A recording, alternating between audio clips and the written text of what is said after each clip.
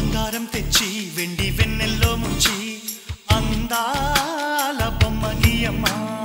ఇన్నాళ్ళ నుంచి కన్న కలలు తెచ్చి అరుదైన రూపం ఇయ్యమ్మ కొంచెం కొంచెగా మారని